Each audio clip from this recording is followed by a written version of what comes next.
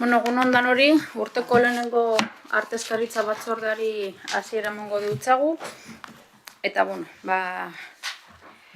gai zerrendagaz hasiko gara. Lehenengo puntuen egongo litzateke aurreko batzorde bileraren aktaren onarpena. Kontrakorik ez balego, onartutzat emango genduke akta. Ez dauenez, hau batez onartutzat emango genduke. Bigarren puntuen egongo litzateke musika eskolako zuzendaritzari dagokizan funtzioen esleipenera dagokien produktibitate osagarriaren onarpena. Bueno, lehenengo parte honetan, artezkaritza honetan eta hurrengotan, egongo dira fusioaren ondorioz egin beharko diren hainbat moldaketa administratiboren espediente, ezta?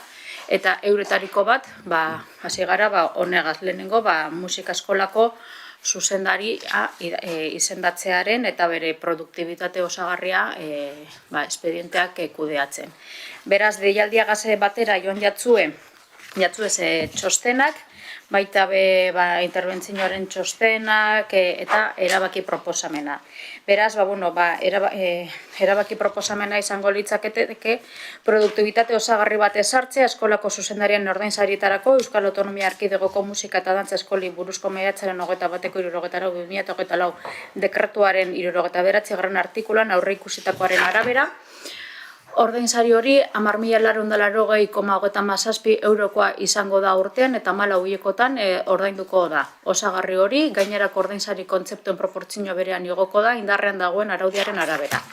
Eta bigarrena, produktibitate osagarri une bakoitzan eskolako zuzendaritza funtzioak esleituta dituen langileari esleituko jakoz eskolako lanpostuen zerrendan betetzen dauen lanpostua edozein dela ere. Bueno, hori izango litzateke, badakizue gaur-gaurkoz behin fusioa egin da, musika eskolak zuzendari bat eduki behar dau eta zuzendari horregi egiten dauzen zuzendaritza kontuen gaitik, funtzioen gaitik, ordainsari bat emon behar jako. Beraz, hori da proposatzen dana eta hori da euskaltegiko zuzendariak jasotzen dauan, koherentzia baten barruan, hori izango litzateke. Ez dakit preguntarik deko zuen honen inguruen. Bai, Ibon? Ni daukat galdera baina ez daukat zerikusirik gai honekin, baina bai batzordearekin edo batzordearen eta zalantza da, ez dakidalako. Plenura eramaten da artezkari batzorde honen ordezkaria zeintzuk izango diren. Zehazki Gorka eta Inigurkitza. Orduan, nire galdera da, ordezkariak dira plenora jun aurretik? Plenoan egiten dana da kontu emote bat. Da propuesta, de acuerdo. Nik horregatik galdetzen dut, Ez que ez da kontu emote bat, da propuesta. Nik amendakat gero bihar antolakuntza horretan da propuesta de designación de corporativos del grupo municipal egin zen pauzu guztiak agertzen dira, gero elebako elziraren la siguiente propuesta de acuerdo, erabaki proposamena. Horren, galdera da. Erabaki. Ez dakit, Como propuesta es una dación de cuenta, pero es alcaldía, ¿no? Da, antolaketan proposta de acuerdo da. Orduan ez dakit, Perez orain badira, eta proposamena txartu eginda dagoen, eta orduan ez dago inolako arrozerik, edo ez dira, eta igual gero izaten duzu arazo bat, onartzen diren gauzak ez direlako... Igual dieko, bera, pero...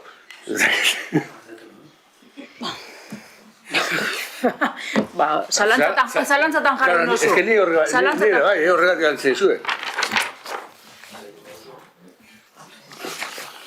Beste da, alberri bajatzeko zango dutxago.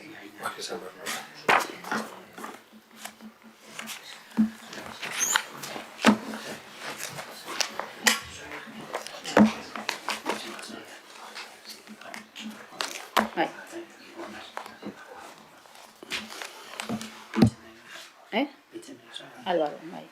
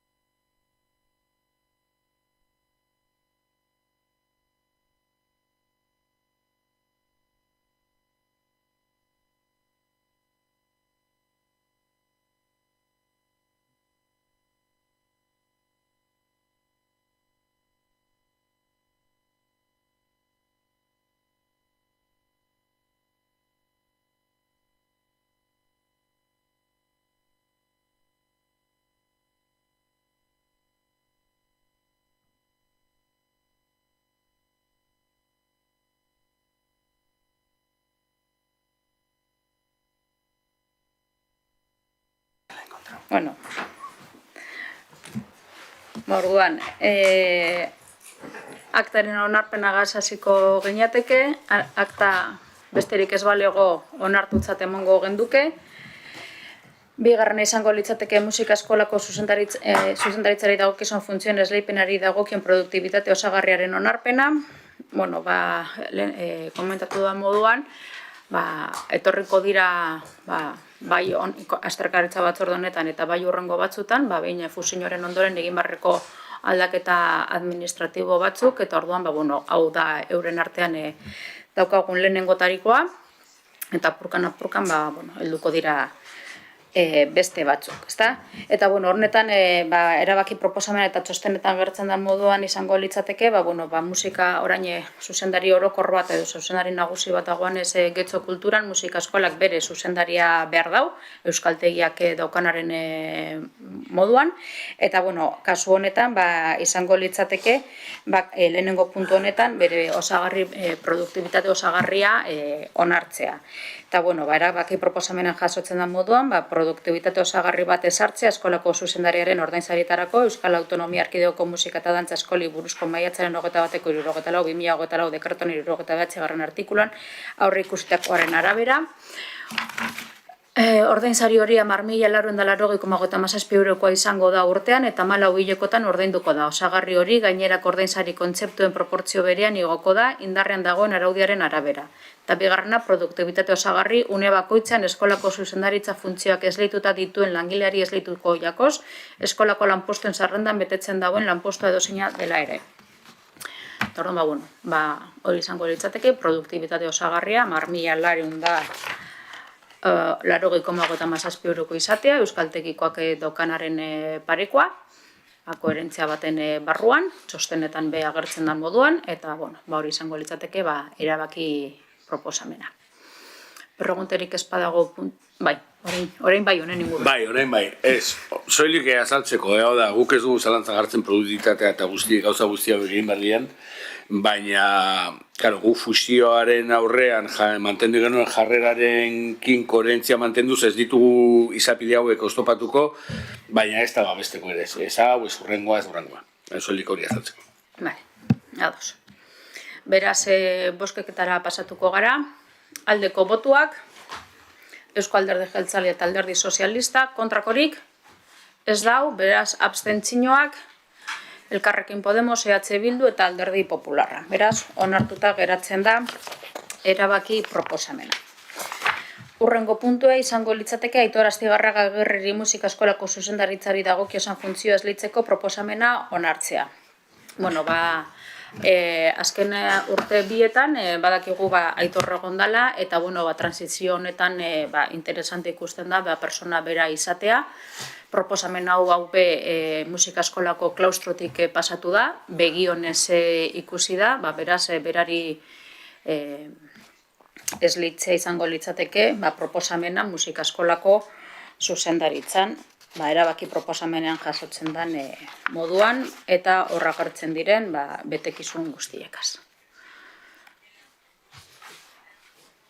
Pregunterik ez badau, boskeketara pasatuko gara, aldeko botuak, Eusko Alderdi Jeltzalea eta Alderdi Sozialista, kontrakorik ez dau, beraz, abstentzioak, gainontzeko guztiak, Alderdi Popularra, EH Bildu eta Elkarrekin Podemos.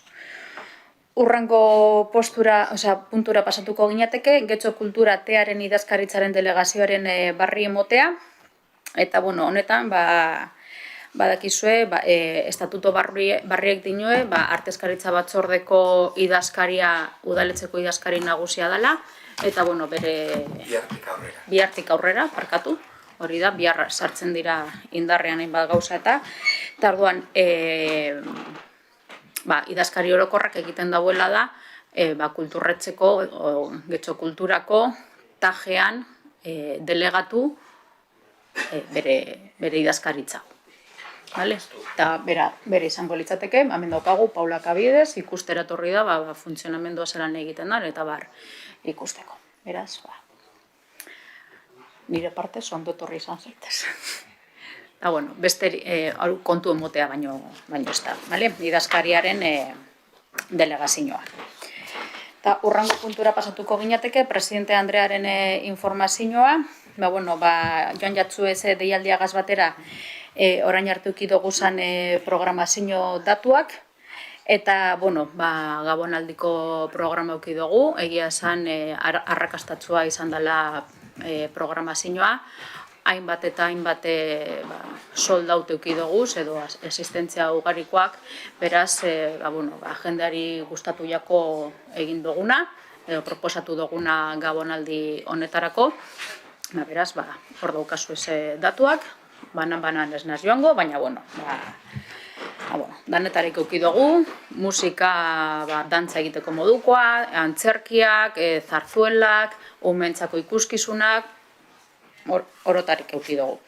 Beraz, hori izango litzateke orain arteko programazioa. Gero programazio aurrerapenean, hori deialdiagaz batera joan jatzue, eta, ohiko lez, danatarik egongo da, erakusketak, ipuin kontalariak, bersadak, hori liburutegi arlotik aputzu bet, eta gero eukiko dugu antzerkia, ohiko lez, gero eukiko dugu beste zarzuela bat eukiko dugu, La Verbena de la Paloma, gero, danetarik eukiko dugu, apur bate, batzutan lau hileko programazioa ikusi dodanean, holango 80. hamarkadako nostalgia apur bat igarri dut, 80. hamarkadan jaiotakoak edo inguru horretan,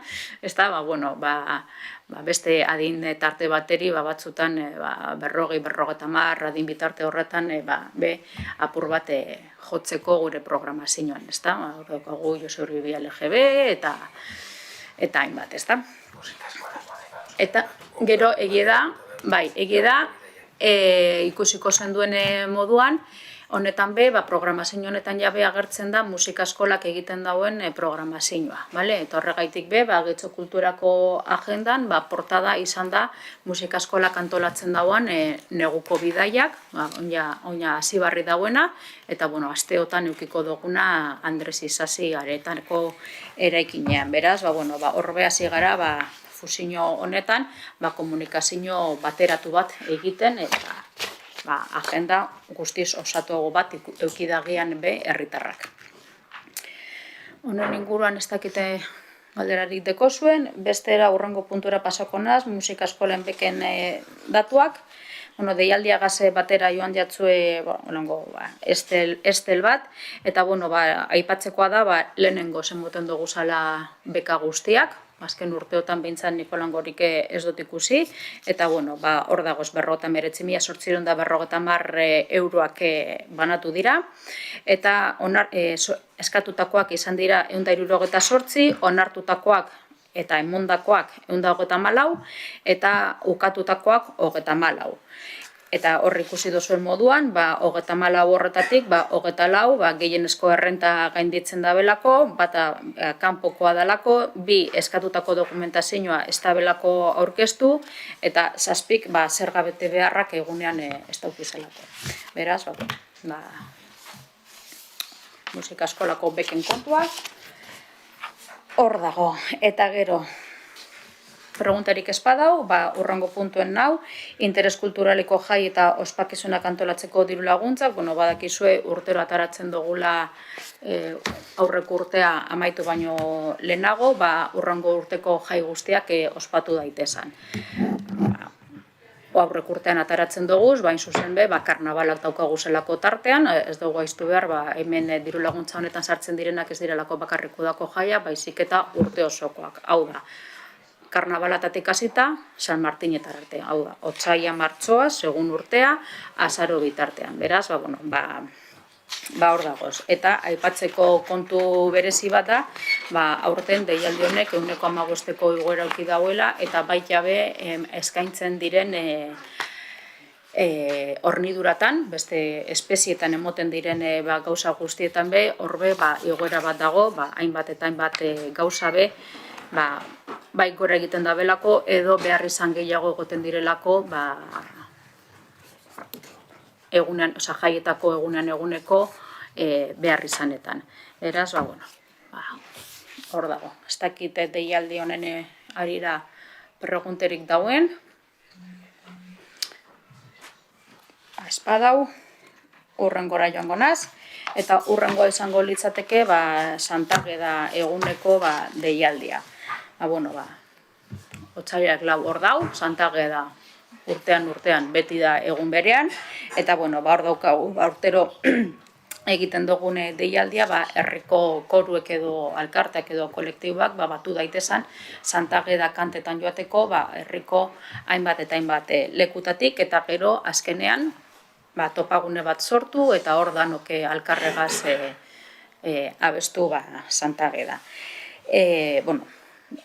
Getxok daukan idiosinkrasia gaitik, gune bi esartzen dira, Algorta Getxo Andramari, eta gero beste bat Areta Romo. Beraz, topagune bi dagoz azken momentuan. Honen inguruan, pregunterik ez badago, azken puntura joango nintzateke, galderak eta eskeak, idatzi bakarra sartu jako, 3 preguntekaz, eta honek denak dire Elkarrekin Podemosenak. Xabi, mesedez? Sí, buenos días. Bien, la primera es, anualmente el Ayuntamiento de Getxo publica la convocatoria de subvenciones para la organización de festejos y eventos de interés cultural del municipio, donde se incluyen las fiestas del Puerto Viejo. En dicha convocatoria, en su punto 10, anualmente se incluye la obligación de no incluir en el programa festivo actos que impliquen el maltrato a animales. A pesar de ello, anualmente se ha venido celebrando la Socamuturra en dichas fiestas. Preguntamos por qué se está subvencionando programas festivos que incluyen maltrato a animales y si se va a cambiar esto. Vale,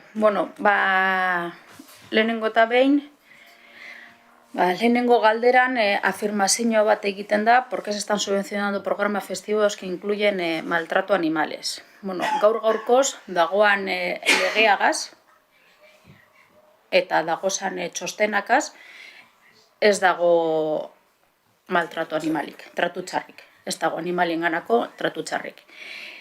Jakingo dozuen moduan, Sokamuturra ekimena lege baten bidez edo lege biren bidez kudeatzen da, bata da Ley de Juegos y Espectáculos ezagutzen dozuena, jaietan zabizionok asko ezagutzen dozue lege hori, eta horrek regulatzen dauz zelan egiten diran. Lege horrek beste dekretu bat dauka, tradiziozko animalikaz edo zezenekaz egiten diren ekimenak. Eta beraz, guztiz araututa dago zelan egiten den.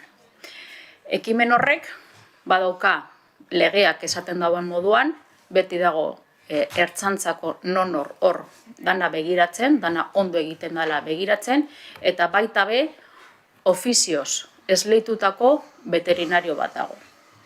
Dana begiratzen, ondo egiten dela begiratzen. Eta lege horrek, dekretu horrek berak be, uste dotala bere 82. Artikuluan esaten dau, ezin dela egon animalien kontrako tratu txarrik.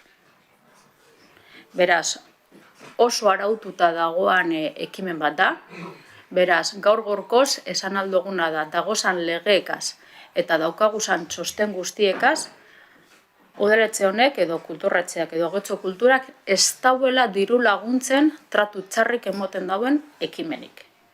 Danak dagoz lege batzuen barruan. Eta danak dagoz eginda legeak eta dekretu diferenteak egiten dabezan moduan. Ez daukagu txosten ofizialik esaten dauenik tratu txarrik dagoanik Sokamuturran. Jakin barrekoa da, Sokamuturra be, Getxon egiten dana, ez dala beste leku batzutan egiten diren bakilakaz edo zezenakaz egiten diren beste ekimen batzuk. Kasu honetan, hondartza baten dagoz, euren apatzak, pezuñak, babestuta dagoz arean egiten direlako, are gehiago botatzen da, veterinario bat dago hor esaten beti bero gehiagi egiten dau ez da egingo ekimena, araututa dago, bero gehiagi egiten badago edo bero egiten badago esaten dau ura bakientzako, zezenentzako ura behar dugu, ura moten jake, eta ikusten badabe ez dagoala baldintzarik ekimen hori zezenekaz edo bankillen osasunerako kaltegarria dan baldintza badagoz, ekitaldia bertan bera geratzeko eskatuko dabe. Beraz, gaur-gaurkoz dagozan legeekaz, gaur-gaurkoz dagozan baldintzekaz, ekitaldia legala da eta ez dago tratu txarrik. Ez daukagu txosten ofizialik esaten dauenik tratu txarrik dagoanik. Beraz, gaur-gaurkoz, kulturretxe honek, edo Getxo Kulturak edo udaletxe honek, ez dau diru laguntzen tratu txarrik egiten dauen ekitaldirik. El ayuntamiento no subvenciona actos con maltrato animal. Estas actividades están totalmente regladas por la Ley de Juegos y Espectáculos, el Decreto de Espectáculos Taurinos Tradicionales, artículo 92 de este mismo decreto que dice que no se puede haber maltrato animal, con un veterinario de oficio designado y la Ertzaintza de Juegos y Espectáculos, de la Unidad de Juegos y Espectáculos, presentes durante el evento, salvaguardando el bienestar de todas las personas y animales que participan en el evento. Con lo cual, todo dentro de la ley, y hoy por hoy, con las leyes de protección animal, Ley de Juegos y Espectáculos y el Decreto de Espectáculos Taurinos Tradicionales, no hay maltrato animal. Vale, gracias por la respuesta. Efectivamente es así. O sea, la realización de la socamuturra en sí no es maltrato animal, por desgracia, desde mi punto de vista. Solo ciertas conductas que se pueden dar o no durante la celebración de ese evento. De todas formas, lo que sí quiero aprovechar la pregunta es para instar a una cosa. Porque esta referencia a que no haya maltrato animal en los programas festivos empezó a incluirse en la convocatoria de 2019, meses después de una moción aprobada en el Pleno en verano de 2018, en donde se instaba a que el Ayuntamiento de Getxo eliminara cualquier subvención a eventos que conllevaran maltrato animal. Se incluyó en esta convocatoria, eso está bien, pero esa moción era más amplia. No solo hablaba de programas donde se incluyen eventos con maltrato animal, sino que esa moción también solicitaba que se eliminara cualquier aporte económico a promoción de espectáculos, no solo donde se maltrate, sino también donde se utilice, como es el caso de la socamuturra. Está amparada por la ley que la propia realización de la socamuturra no es maltrato, pero nuestra convocatoria de subvenciones podría ir más allá, como aprobó el Pleno en este año 2018, eliminando la posibilidad de subvencionar eventos donde se utilicen animales. Por lo tanto, la petición que yo pondré encima de la mesa, no ya para esta convocatoria, porque ya se ha traído a esta comisión y entiendo que ya es demasiado tarde, pero sí para futuras, es que no solo se haga referencia al maltrato animal, sino también a la utilización de animales en los programas, en los eventos de los programas festivos. Bueno, el hecho de que no se subvencione no impide que se haga el evento. Con lo cual, una subvención no va a limitar eso. Completamente de acuerdo, pero al menos el ayuntamiento no sería partícipe de un evento o de un acto con animales. Otra cosa es que no quedaría prohibido, eso estamos de acuerdo. Tampoco autorizamos los eventos.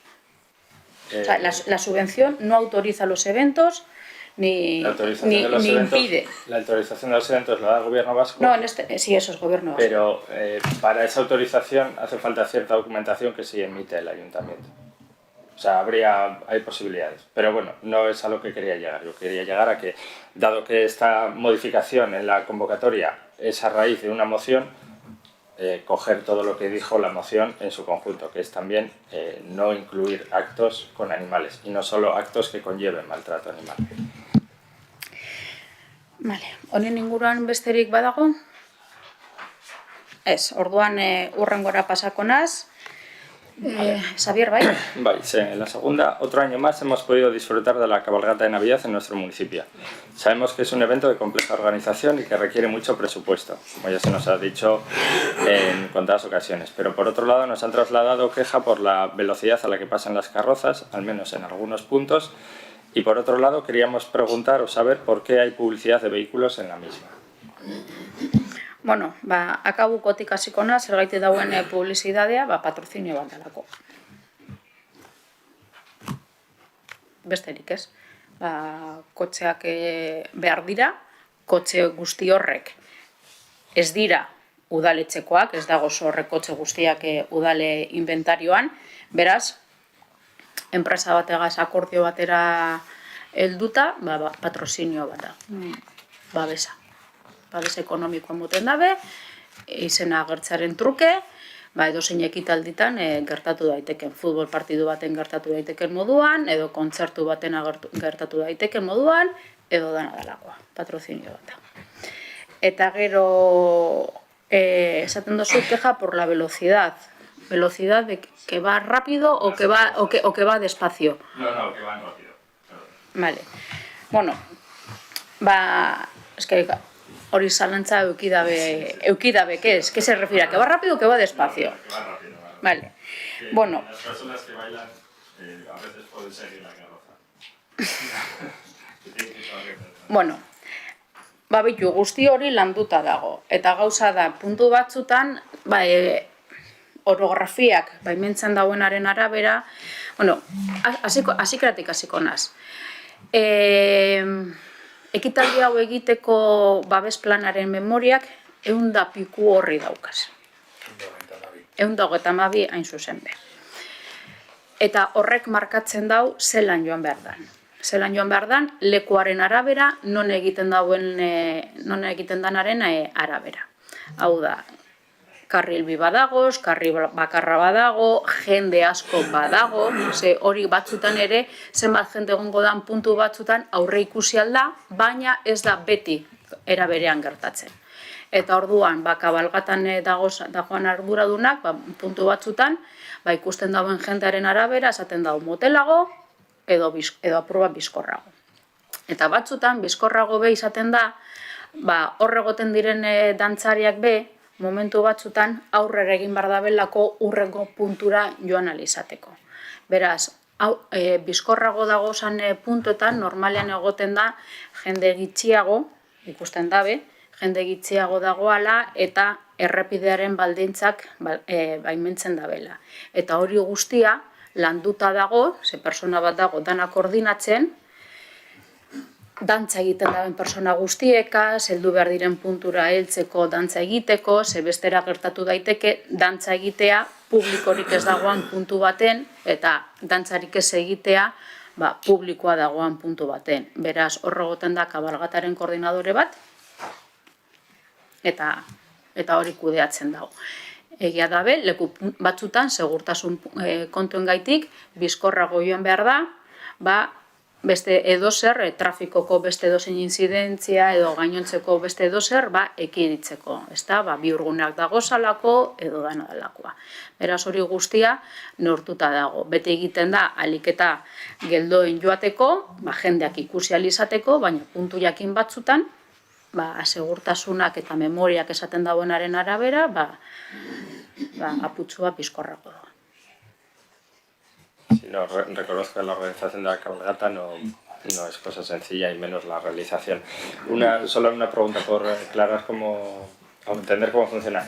¿El patrocinio de los coches es un acuerdo que llega la empresa contrata para la organización o es un acuerdo que llega al ayuntamiento?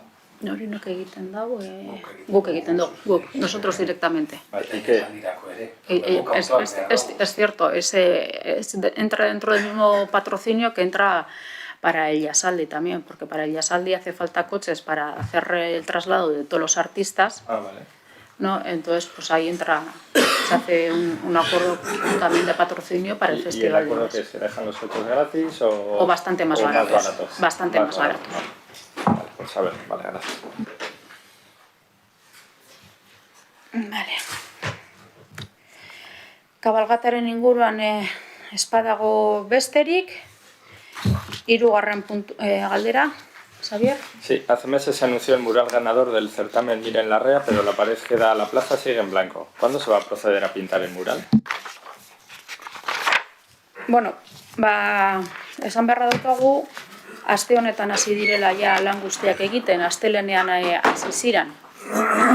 Beraz, kontu hau ez da heldu artista eta ja zuzenean jarri margosten, baizik eta aldez aurretik egin behar dira lan batzuk, joan dan astelenean ja jarri ziren edo jartzen hasi ziren modulo auxiliar batzuk, hau da, artistak behar izango dauzan tresna eta traste guztiak gordetzeko, eta nik dakidenagetik ja hasita dago proiektua, eta 3-4 hilabete irango dauen proiektua izango da, baldintza klimatologikoek baldintzatzen ez bada belarregi. Beraz, proiektu hasita dago. Edozein momentutan ja, aste pare bat barru edo ez bada edo lehenago, segurantzean ja ikusiko dugu artista hor dagoala ja horma interbenitzen.